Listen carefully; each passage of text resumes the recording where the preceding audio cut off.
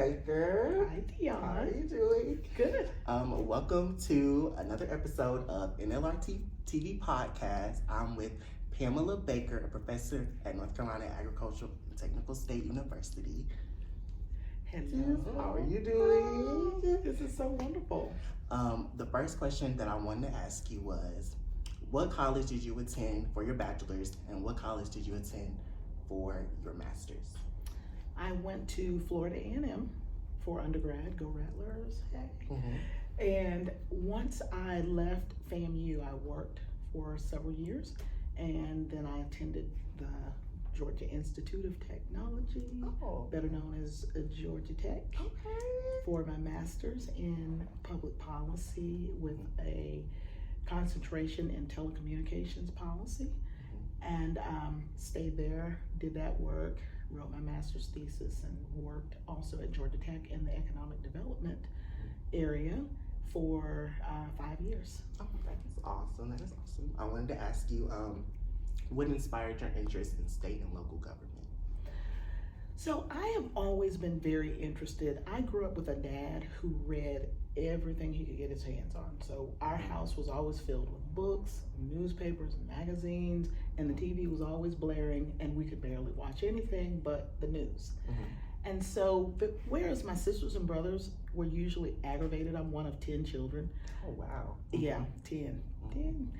I'm the baby of the 10, and for whatever reason, I was drawn to the news, and I was also drawn to my dad's rantings and what he would say about things. And I really got to a place where maybe at about 12, I started reading the newspaper, and I wanted to really kind of argue with him. So I was doing local political reading so I could argue with my dad, and that turned into really being a catalyst for looking at our community there in Tallahassee, Florida, but also looking at what our state was doing as it related to stuff that my dad would say was happening, how he liked or disliked the governor or whatever. And so my interest really in in politics in general jumped off from my childhood and my dad loving politics. And so it just is a natural thing for me to always in my community want to get involved, stay involved, and then teaching here at the university, and this is my third university that I've taught at. It just is a natural place for me as a person who is interested, and really I have the skill level to teach it, and I try very hard to make sure that I make connections with the students. And to me, in state and local and American government, those are like the foundational places. Okay. So you said you moved from Tallahassee, Florida to Georgia? Yes. Then to North Carolina?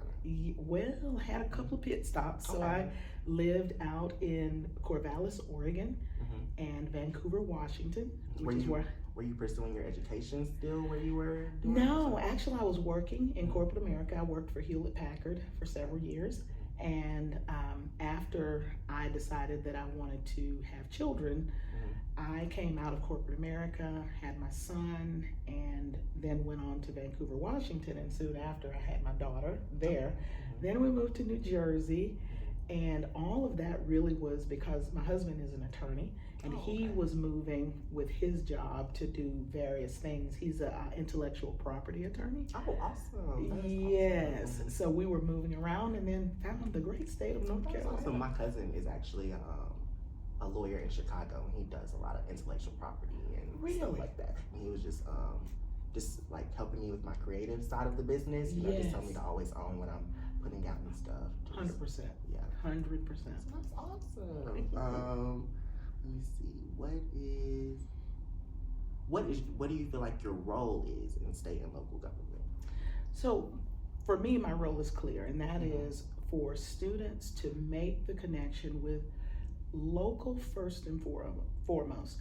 What are you doing in your community? I always want my students to recognize that you are not in an island. You're not on an island. You are in a community. It's a valuable thing to see what's going on, and especially as it relates to Black people, we are less inclined sometimes to get involved in local politics and things that are happening in the community. So my role, I think, is as one who brings up the importance of voting, working in the community, knowing and understanding what's going on around you, and then recognizing also how local politics plays a role in state level politics. So like in class, we talked about Dillon's rule versus home rule. So what states are governing themselves, pretty much making their own policies, and then boiling down to what localities are doing what they need to do without interference from the state, or is there a dependence on the state?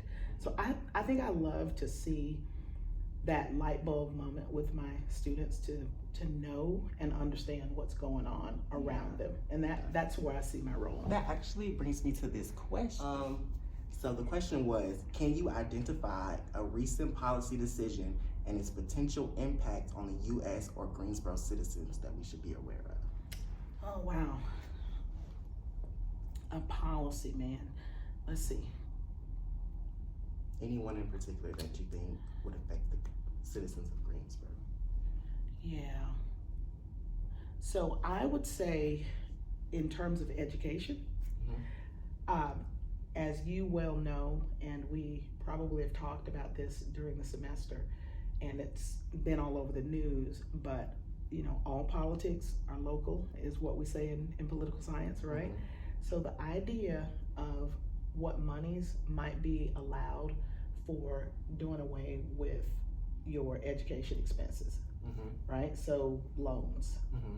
And I think the policy that has been bandied about from the federal level, brought in this past 2 years, I guess it's been, from Joe Biden, and doing that forgiveness, well, that's gonna definitely affect anyone here in the city of Greensboro, and especially even students here, because it was supposed to be, loans that people had that were long-term loans, but it also encompasses shorter-term loans. So you who may have a loan, it was supposed to also have money left over to help students that are also in school right now.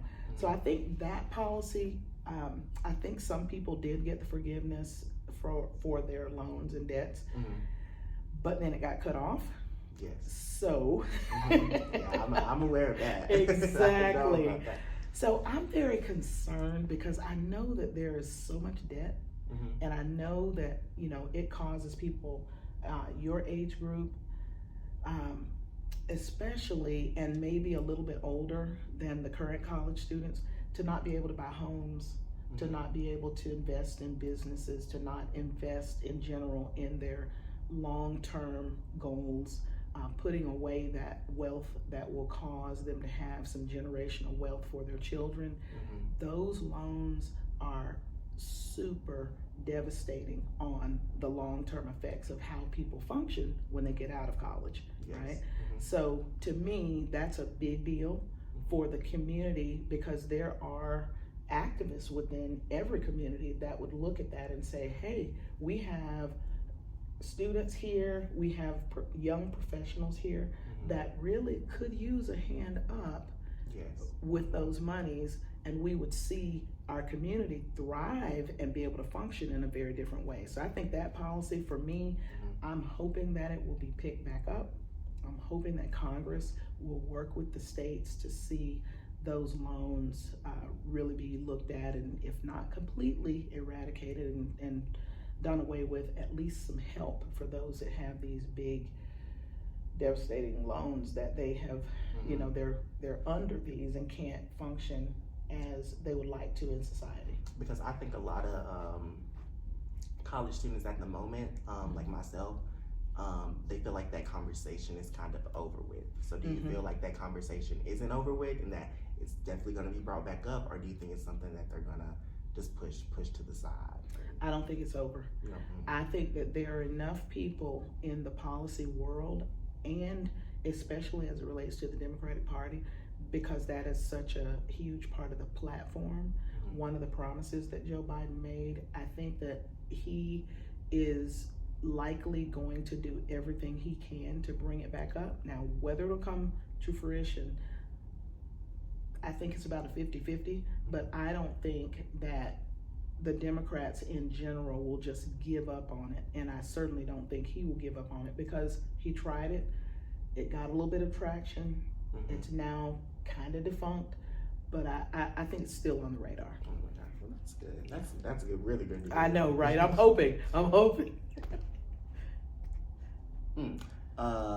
What role, if any, do you believe that social media should have in local politics and national politics? So I would tell you this, Deion. Years ago, meaning probably 10 years ago, I would have answered this question very differently. And when social media was having more of a meteoric rise in terms of how people were putting content out and folks were discovering various ways and places to go and communicate, right? I did not think it was a good idea. I thought it was overbearing, and I thought immediately my mind said, is there gonna be a way to vet what folks are putting out there? Yes. That was my immediate concern. That's the concern that they should have still at this moment.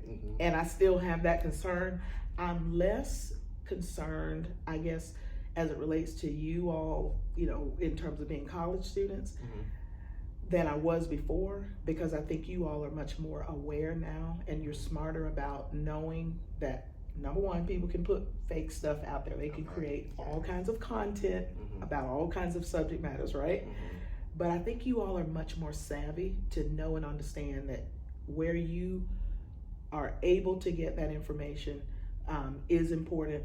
And as well, when you get that information, what do you do with it? I think you all are much more savvy to know and understand that you cannot believe everything you hear, and then even if you believe it, how does it jive with what you think? So how you take that information, or you all as the community, younger people especially, take that information. I think we're doing a better job at having you all understand, vet it, know that it can be crazy. You can add to it. I'm, on social media. I understand that there's a price to pay when people go rogue and put all kinds of things out there, but I also understand there's very good things. I was in the grocery store, and this little girl said to her mom, she said, I don't want to use bar soap. I heard it carries bacteria. And the mom goes, where did you hear that? And she said, on TikTok. Of course. It's always TikTok. It's always TikTok. TikTok, yes. So I definitely do agree with the understanding that little girl was like, she said, no, I don't want bacteria.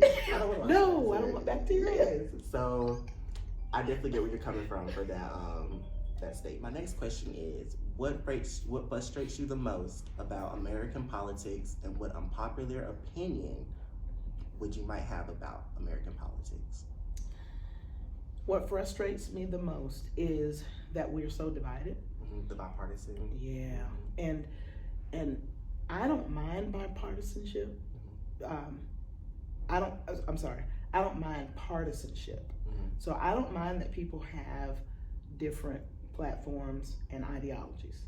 Cool, no worries. But what I dislike the most is when we can't understand how disagreement can happen within a conversation and stay at a place where where you are calm, where you are thoughtful, where you don't have to attack personally, that sort of thing. I don't think political discourse at this point has hardly anything that looks like civility. I think it is, people are out for each other. I agree. Yeah, I think it's very common to see folks doing things like, did you see the where Kevin McCarthy elbowed another representative and they caught it on tape? Yeah, I mean childish stuff like that. So we are in a time where discourse is way divided. It's definitely about. I personally feel like it's definitely about what pulls in clicks. Yes. Because why? What was that like?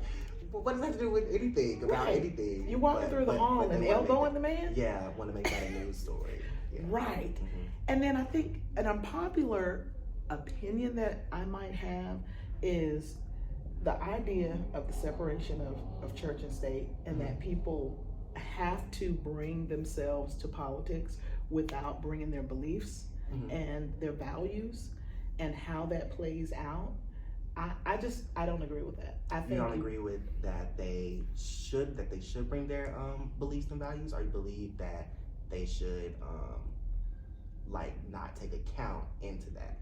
No, I believe that anybody should be able to bring their whole selves. Okay. If that's your beliefs, your values, your lifestyle, your community, if it's gender related, if it is about how you wear your hair, even. It could be something as simple as that.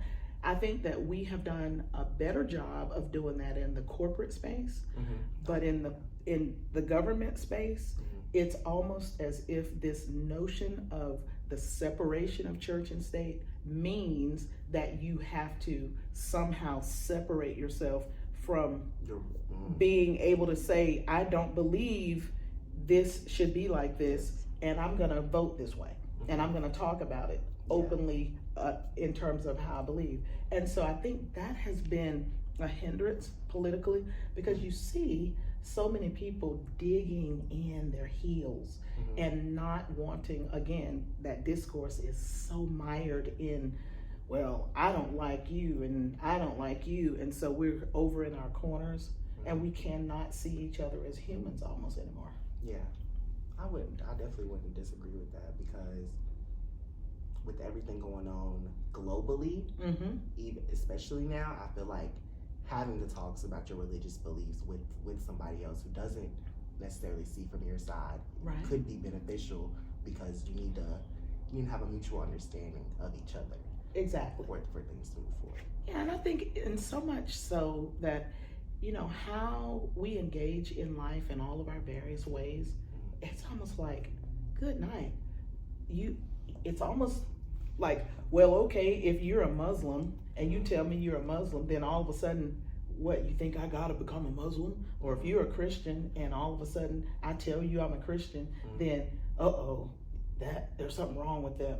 And it's like, how do we get here? And I think it has just escalated to the point where folks are hiding and they're not able to recognize that they can be their whole selves in this government environment that we're in and the world that we're in. And so people kind of find their community and they're like, okay, I'm just stay with my people. And it's like, but you don't learn and you don't grow and you can't love each other more and find all kinds of creativity and talent and different things. So I have a problem with that. Yeah. Okay. Well, that was a really good unpopular opinion. I like that one. Let's talk about,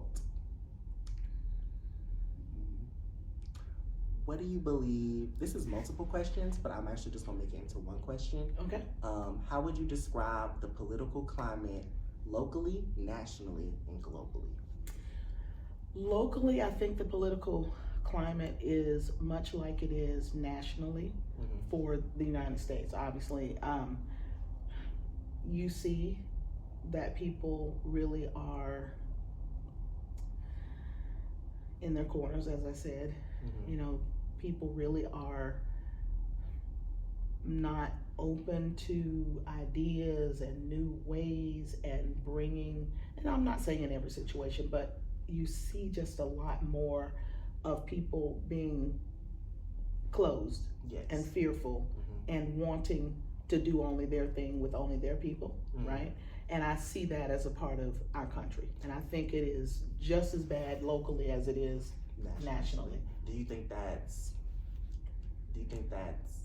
post-pandemic, or do you think that we were kind of steering in that direction before even the pandemic? I think we were steering in that direction before the pandemic. I think that, whereas I hate the cliche that has come out maybe post-pandemic, that maybe Donald Trump and his impact on this country, and how people were emboldened to do what they already had in their minds and hearts to do, because there is no president that is going to make me do some of the things that people seem to be emboldened to have done since he was the president, starting in 2016. Yes.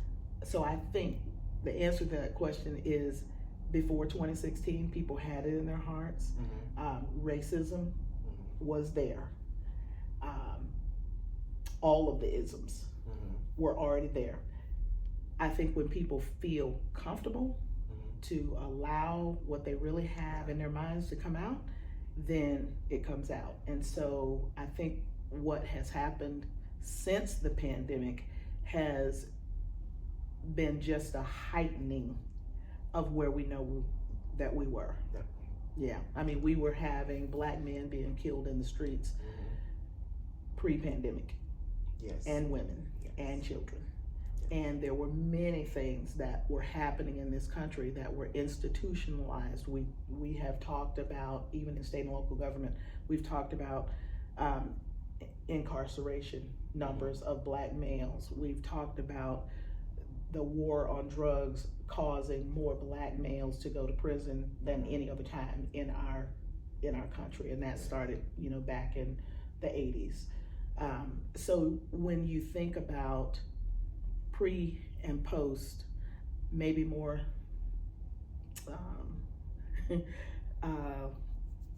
just that notion of, I can do it because it seems like I would get away with it. I can talk about it, social media. I can get on here and write without their representation. Exactly. I can write and nobody is going to stop me. I can find my community, and then we can. Because he's doing it. There you go. Be able to, Absolutely. So that's something I think has been detrimental.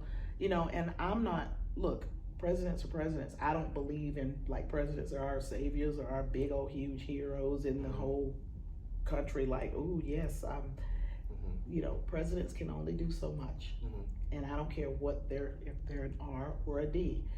But I think that we see different things happen, and you do have that historical value of, it seems like you are hearkening back to sometimes, or you are trying to progress past sometimes. And that's really where I see either you're trying to go back or you're seeing that there is progress that can be made. So let's talk about, I want to debunk maybe this rumor. Okay. There is a current rumor going around social media that in 2024, around the time of the new election, there's going to be a discussion for the president to have more power or more, more control and legislative ideas. So have you heard anything about that? I have not heard that one. So that's going around social media. And under what circumstances would it happen? Who's going to be voting for it? That's the first thing. That's the thing. I was hoping that maybe you heard of it, because it's just a rumor. There's a lot of governmental. They're not conspiracies, but they're what's the word? Not explanations. They're kind of predictions. Predictions more so of how our government is becoming more self-aware, and that they're going to try to implement these changes. And one of the changes is the president having more say in just certain aspects. What I read was legislative. So I was like, well, Deion, I would say you have to. You'd also you would have to start with the Constitution. So powers given to the president, powers given to the Congress, powers given to the Supreme Court, right? Legislative powers are not given to the president under our Constitution at all. So what I would immediately say is we would have to have a huge shift towards what would need to happen to change the Constitution. Now, as you well know, scholar, we're fighting AK-47s, AR-15s, all of those things against a huge lobby called the NRA and the Second Amendment rights that we have to have arms, right? We can't even get traction on how to get those kinds of guns off of our streets.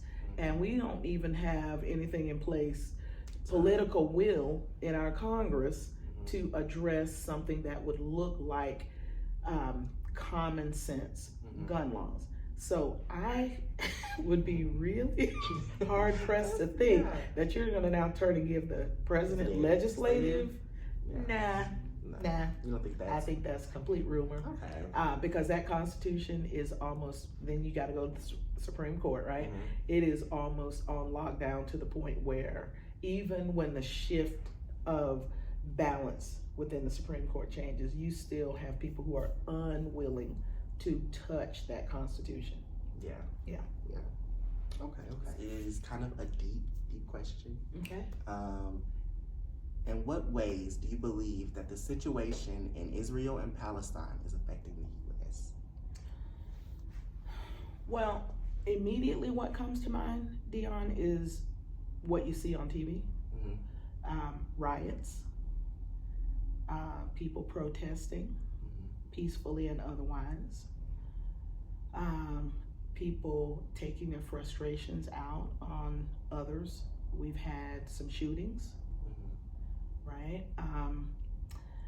We have had students who have protested, and now presidents of those universities are being targeted as you are not saying and doing enough, because those protests seem to be more in favor of Palestine. And those presidents are being called on to come out and say things that would look like there needs to be some balance to what you're allowing on your campus.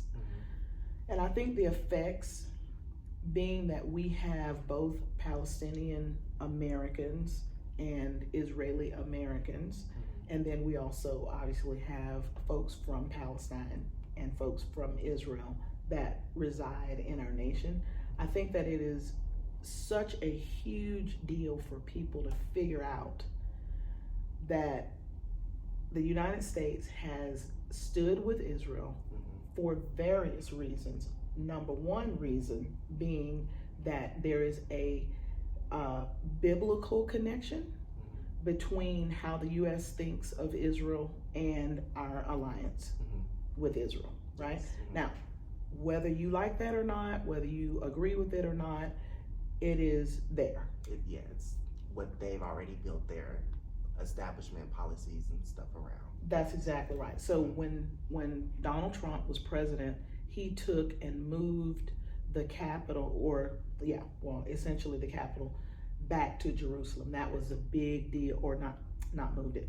The embassy went back, the U.S. embassy went back to Jerusalem, which is the de facto place for the Israelis as their holy place. Okay. So a lot of what was going on in Tel Aviv is one thing, but the holy place is Jerusalem, right? So how we view that as a country was how Israel wanted us to say, no, we have Tel Aviv, but we want you to have and recognize Jerusalem, right? Okay. So that was kind of a big deal. It was a big deal. We did it under Donald Trump, moved our embassy to Jerusalem.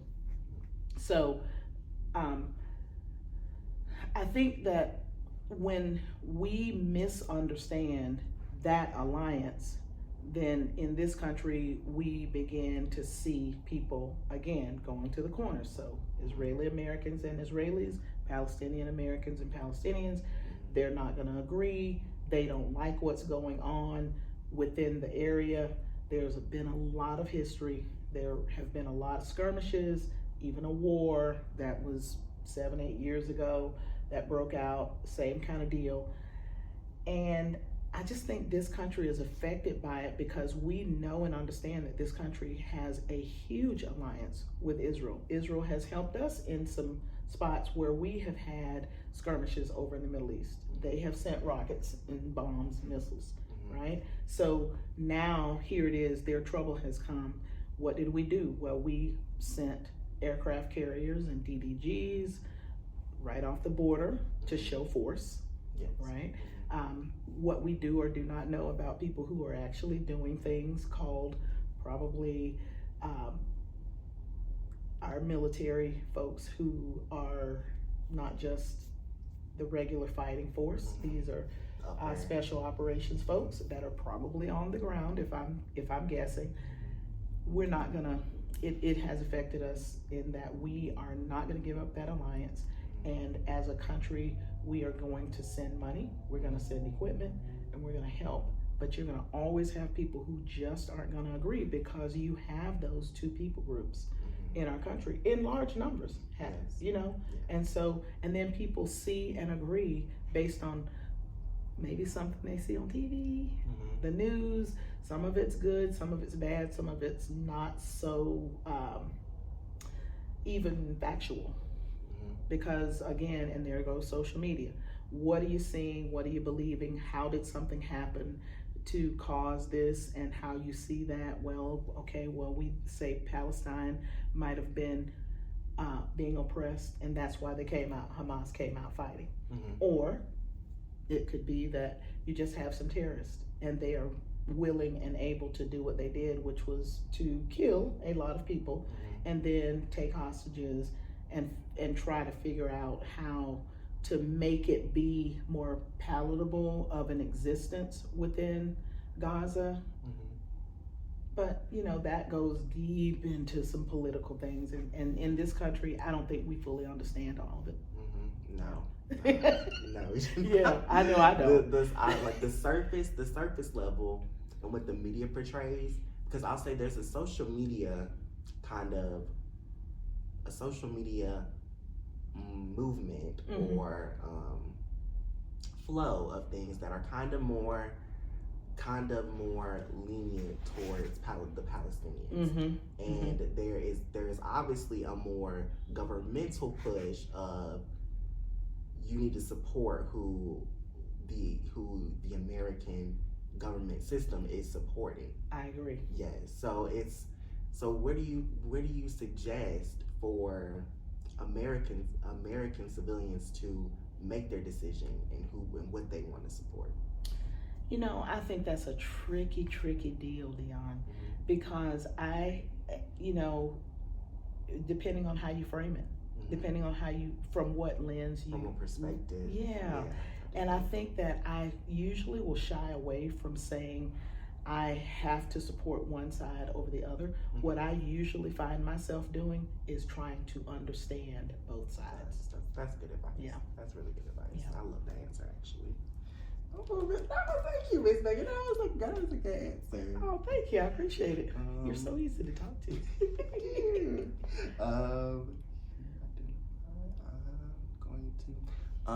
Where do you see yourself in 5 years in this global political climate? Like, has everything since the pandemic maybe changed your course of direction? Just in my life in general, or politically, in terms of anything that I would? Well, I think I would hope that I would maintain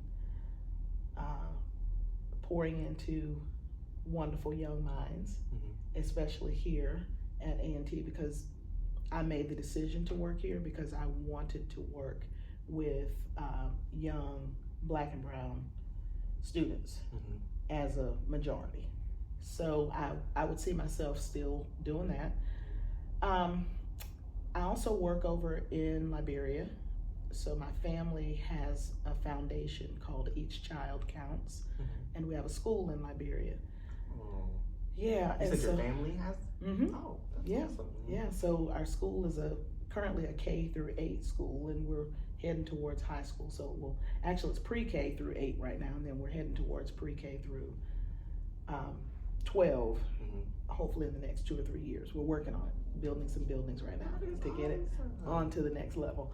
So how does what's your position in the foundation? In the foundation. I currently work as the treasurer on the board, and then also I, by choice, help with curriculum development, and I like to work with the teachers there at the school, trying to help them get more resources, trying to connect them with teachers here, and help them to understand maybe some of the Western ways of engaging things, but also understanding that their ways are just fine, just maybe some progress in certain areas, or some engagement in certain areas in a certain way that only, teachers, and how they can maybe gain from the different aspects of teaching math a different way, or they learned how to do English a certain way because they are English speaking country. But these teachers also have to be trained and developed, and so how we work with them, partnering with teachers here, is really, it's not my thing, but I like to work with setting the connections up so that those curriculums, are always getting better and better, and the teachers are being developed and trained more and more. And I think that, for me, I am a vocalist also by trade. And so because the pandemic shut my vocal coaching business down, and I chose not to open that business back up, but go back to my first love, which is singing and engaging in, all of the areas that I was previously engaging in alongside my business, which was usually women's ministry in some kind of way. Singing in concerts, doing reviews where I would do something like Aretha Franklin or Gladys Knight songs, things like that. So I'm going back more to my singing and not coaching and teaching people. Me. Yeah. Oh, that is amazing. Yeah. So, I hope you know more about this foundation a little bit. That sounds so. Is you involved, and is it your sister? So I have a brother-in-law who is Liberian. Cecil Weofwe is his name, and my sister that he is married to, they really brought the information. The first time she visited with him, they came back and she brought that information back to the family. And there are other people on the board that are not family, but mainly as a family. My husband is involved. He's on the board as well. We started doing fundraising. We do a 5K walk in 4 different places in the country every year to do fundraising. We have various programs to make sure that we are able to send items over. We send shoes, we send books, we send curriculum aids, we send clothes, we send all kinds of things, including money, right?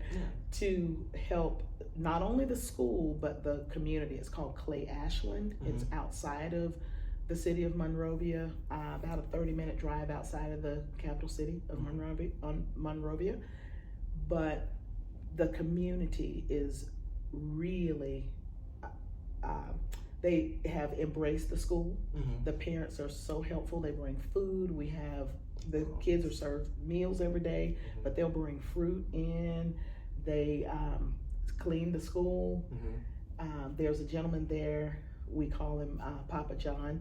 He comes, and we built like a little guard area because we've had some things stolen before. So the community said, okay, bet we're gonna make sure that doesn't happen again. So he comes in at night, kind of make sure everything is stable. The women come in the morning, go to the pump that's on site, bring water up for the food that's gonna be cooked. We have a little kitchen, we have a little cafeteria, a library, a soccer field for the kids to play. How often do you get to go visit? Before the pandemic, we would always go at least once a year. And then we couldn't go during the last 3 years, and now we're back to going. So we sent a skeleton crew in spring of this year, and then probably again in spring of next year. My sister and I will start going back. Okay. Yeah. That is awesome. Yeah. Baker. That's amazing. What hobbies do you enjoy? Oh my gosh, I'm the hugest tennis fan in the whole world. Oh, really? Yes. I thought you were gonna say singing. Well, I don't consider it a hobby. That's why. At least your passion. It is my passion. And now, don't get me started talking about singers I love. I love a bunch of good, fabulous singers. But in terms of hobbies, I am either, and I don't play much, I'll get my racket and slap the ball up over the moon because I'm not good at tennis. But I'm either watching it, I'm either traveling to tennis matches. My sister and I this year got for the first time to go to the Atlanta Open, and saw some of our favorite men's players there. I've been to the U.S. Open a few times. I have on my bucket list to go to Wimbledon and the Australian and French Open. So, but I'm watching. I don't care if it's the worst tournament in the whole world. If we can find it on that TV, my sister and I are watching it 2 o'clock in the morning, 3 o'clock in the morning, 4 o'clock in the morning. Who's your favorite player? So women, right now, I'm on the Coco Golf bandwagon. I love Coco. And I also love a player named Iga Świątek, who is Polish. And Iga is the only player, little fun fact, she's the only player that maintained wearing her Ukrainian blue and yellow ribbon on her hat. She never took it off. Whereas people wore stuff, they wore shirts, they wore a hat, they wore a flag on them, then it fizzled out. She has kept hers the whole time. And so I respect that about her as well, just as a political statement. Then on the men's side, my guy is about to retire, who is Rafael Nadal from Spain. So he's going to retire this year. He already announced that in 2024 he'll do his final matches, so I'll be crying. But then I like another Spanish player named Carlos Alcaraz, and then an American guy named Chris Eubanks, came from Georgia Tech. Woo-hoo. Yes. So Chris is on the come up, and I like him a lot. And so those are, I'm always looking to do something tennis. Love tennis. What advice would you give to someone pursuing a degree in politics or just a career in politics? So the first thing I would say is, when I was growing up, Deion, it was a kind of a little thing we would laugh about, and people would talk about like, oh yeah, so they're going to school for art, like, oh, you're not going to make any money, and what are you going to do with that degree? So they still say that. Exactly. But they kind of say it about political science. Really? Yes. Really? Because to me, I feel like you probably don't have to have a degree, but I feel like it's more beneficial if you do. Yeah, and I think that I would definitely agree with that, but I do also know that when you do political science as a degree and you have it in your mind that you want to do something after the degree, right? So most students are either going to law school, so they see it as a way to have that foundation for law school, although it's not really needed, but I hear a lot of students say they want to go to law school, and a lot of political science students do go to law school. I just know that's a thing. But those that don't want to go to law school, you really are looking at very entry-level types of jobs. So staffers at the local, state, or federal level are certainly not being highly paid. You are coming in at a very entry level with a bachelor's degree especially. You will likely be working, say, as a person in a representative or senator's office that might be working on writing, doing day-to-day management of their office, working with 1 or 2 other people, that sort of thing. Because all representatives and senators from the state and federal level, they are given a staff. They're given money to pay a staff. Those jobs are not real high-paying jobs. So the first thing that I always say is, yes, you need to take it a step further. If you're gonna go to law school, great, but take it a step further and get a master's or PhD if you're inclined to go that far, because what you will find is those degrees will help you a little bit more if you're working on a staff, to have more seniority. And your pay grade, because it's a government pay grade for federal, for instance, your pay grade will be higher, perhaps based on that.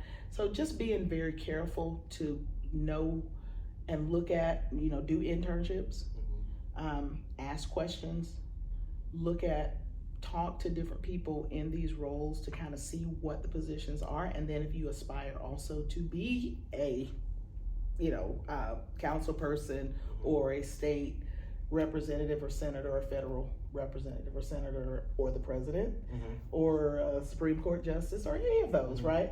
I think it's very good to start early doing your research. Yeah. And knowing and understanding that, just like that art degree, the political science degree, where you just don't really, I hate for people to come to my beloved major of political science and just see it as, oh, well, I couldn't do engineering, so I came over here.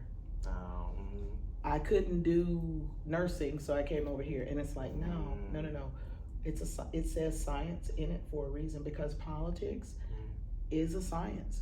The way that people engage in politics to get policies, put into place and changed and put laws into place, and how you have to work and traverse the waters of compromise and various things that happen. It's a science to it. Yeah, it takes communication, data research, just all kinds of probably research and Absolutely. polling. Sure, like that. absolutely, and I think that a lot of times people just see, oh, I like this lady, or I like that guy, I'm an R, I'm a D, I'm on this side, I'm on that side, but not really understand the inner workings of politics. And I think it's very important for the student of political science to really understand what you're doing. What is it that how does state and local government, how does American government, how does political theory, how does public policy, different classes, how do those different classes play a role in the totality of what you gain to be able to go out into the world and contribute to the area of political science? Yeah. I like that. So you suggest that if you are going to pursue a bachelor's in political science, you need to kind of build your own reality or universe around it and really concentrate in on what you're trying to accomplish. Yeah. Like if you're trying to be a council person, or if you're trying to be a data analyst, or whatever you want to do. Right. Just make sure you're putting in those traits behind that degree, or think about getting a master's. For sure. Love it, because it's not a degree or an area where you just kind of willy-nilly go through. You really have to want to look at what's happening in your community, what's happening in your state, what's happening in your country. You have to be a reader. You have to be a person who can triangulate data and understand different theories and ideologies and understand why different people do what they do. They say one thing, they do another. In front of the camera, it's one thing. Behind the camera, it's another. All a part of how people are socialized in politics. Even as a student, you're being socialized in this school, to think about politics in a certain way. And I think one of my little pet peeves is when I find students who just seem like they just don't have a great love for political science. And I'm like, no, I want you to, I need you to know and sink your teeth into it. That's a little scary. You're going into the politics, not having care for politics, which is the main problem. Exactly. That we're facing. That's right. And so you see a bunch of, like my mom used to say, a bunch of jokers who are just doing it for the paycheck. Yeah, that's how I feel about nurses as well. Like because my cousin is a travel nurse and she loves her job. So to just know that when I've seen her work before, and it's just like, okay, you can tell she cares. So just if I saw somebody who doesn't care, it's just like, ooh, that's scary. That's for scary. sure. For sure. I just want to thank you for coming to be on the podcast. You are so welcome. I wanted to ask this last question. Yes, Is there anyone you would like to thank for pushing your interest in state and local government? If not, what keeps you motivated to continue your profession? As I started, my dad. Yes. Yep. My dad was, as I said, he just was a lover of all things local government, local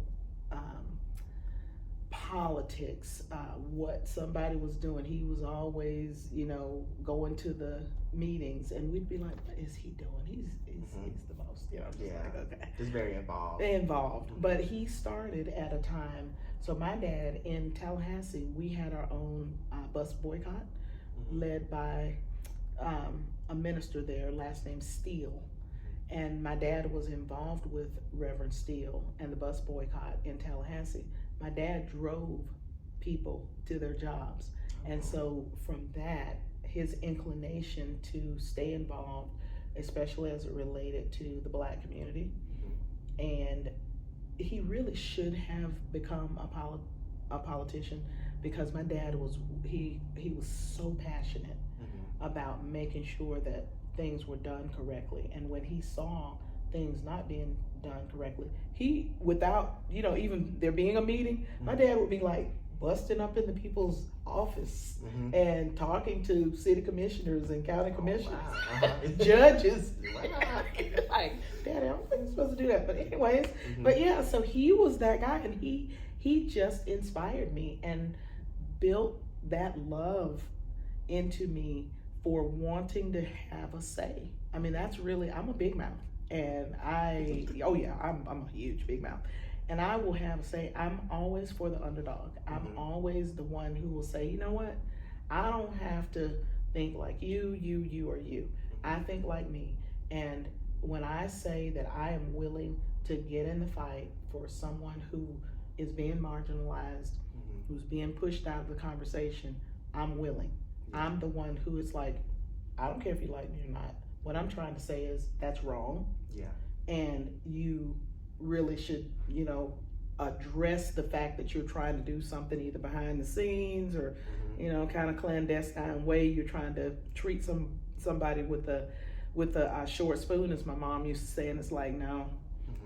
So, I am so determined to instill in my students the fact that you don't have to let anybody treat you a certain way. Know your rights.